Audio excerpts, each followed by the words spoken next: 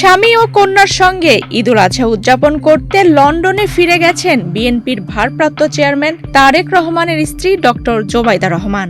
1 মাসেরও বেশি সময় দেশে কাটিয়ে বৃহস্পতিবার 5 জুন 10:55 কাতার এয়ারওয়েজের একটি ফ্লাইটে তিনি ঢাকা ত্যাগ করেন। সকাল 9টার দিকে রাজধানীর গুলশানের বাসা থেকে হযরত শাহজালাল আন্তর্জাতিক বিমানবন্দরের উদ্দেশ্যে রওনা হন তিনি। বিএনপি চেয়ারপারসনের প্রেস উইং এর সদস্য শামসুদ্দিন দিদার তার যাত্রার বিষয়টি নিশ্চিত করেছেন।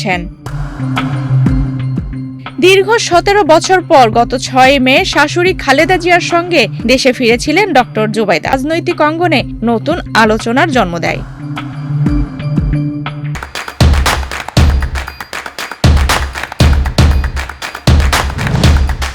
2008 সালের সেপ্টেম্বরে তারেক রহমানের সঙ্গে দেশ ছাড়েন জোবাইদা রহমান।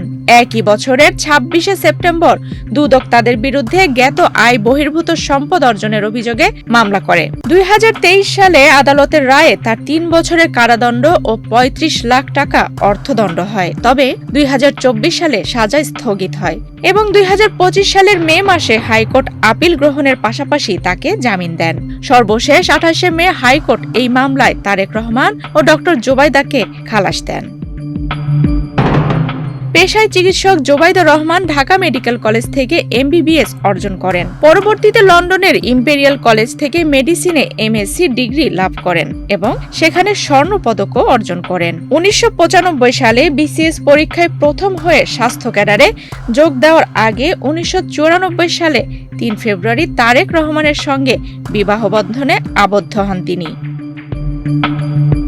লন্ডনে দীর্ঘ প্রবাস জীবন কাটানো ডক্টর জোবাইদা এবার দেশে এসে নানান রাজনৈতিক কর্মকাণ্ডে সক্রিয় ছিলেন। তার এই সক্রিয় উপস্থিতি রাজনৈতিক মহলে নানা গুঞ্জনের জন্ম দিয়েছে। লন্ডনে ফিরে গেলেও সামনে তার রাজনৈতিক তৎপরতা আরও বাড়তে পারে বলে মনে করছেন রাজনৈতিক বিশ্লেষকরা। আফসানা রিপা, বাংলাদেশ প্রতিদিন।